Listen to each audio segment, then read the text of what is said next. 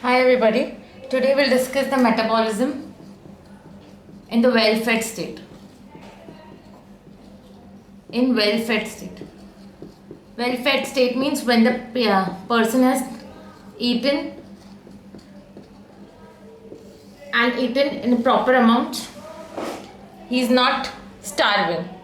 It means that. So metabolism in well-fed state. First of all, we require a bigger space for this because there are a lot many organs which will take part. So this is the intestine. The intestine where there are carbohydrates, lipids and proteins which we have got through the diet that we have taken. The carbohydrate will break down into glucose. The lipids will break down into triglycerides.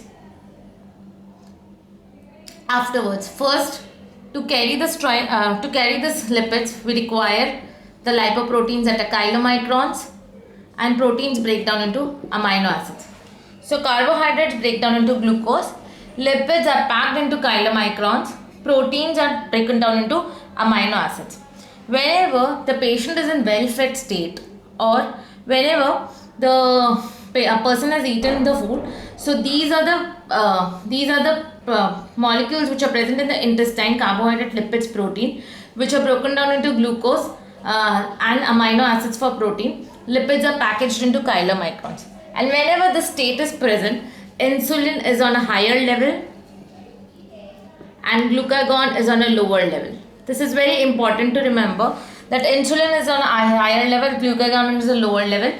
We number it so that the order does not, we remember the order 1, 2, 3. For the fourth is the order that the increase insulin and decrease glucagon level.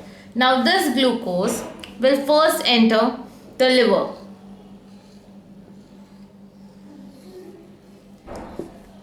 And it can also has other organs where it is required. So we take it and keep it over there. But first it will enter the liver. And in the liver, the glucose forms two things. Either it is stored as glycogen or it is converted to acetyl-CoA. This acetyl-CoA goes into the TCA cycle and it will form carbon dioxide and ATP. So we can say that the glucose, either it is converted into acetyl-CoA and then the energy is produced, or it is stored as a form of glycogen. So first the glucose enters the liver and either it is taking part in the tricarboxylic acid cycle or it is stored as glycogen. The amino acids can also enter the liver and form and acetyl-CoA and enter into the tricarboxylic acid cycle. So this is the intestine, the liver. Now coming to the most important organ which will require glucose, that is the brain. So the brain now will take in the glucose, it will be converted to acetyl-CoA. This acetyl-CoA will enter the TCA cycle again, give carbon dioxide and ATP. So it is through this mechanism that the glucose enters the brain, and it is in a well-fed state. So in a well-fed state, brain is utilizing the glucose. Now this is, we'll put it as number 7, that it is going into the brain. Now we have one more glucose which will act upon a very important part of the body, that is the red blood cell. Important cell of the body, that is the red blood cell. The red blood cell lacks mitochondria, so it will undergo anaerobic respiration. Pyruvate will form lactate, and this is the number 8. Okay, so it has entered the RBC. Now again the glucose has to enter the muscles as well as the tissues. Now I have the glucose over here. It will enter the muscle as well as the tissue. When it enters the muscle,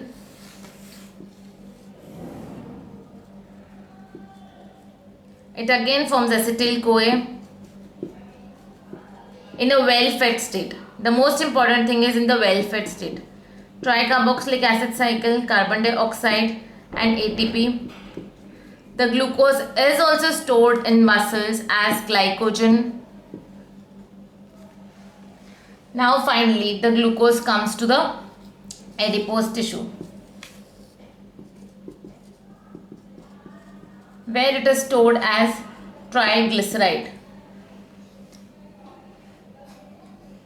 Amino acids will also provide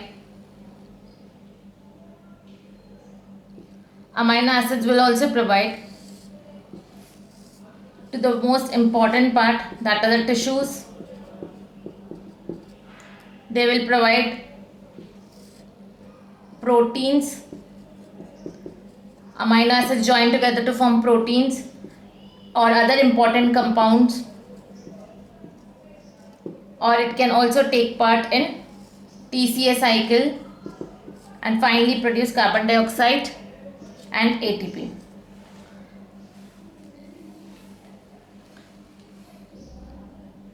Acetyl-CoA over here in the liver can also form triglycerides. Acetyl-CoA in the liver can also form triglycerides.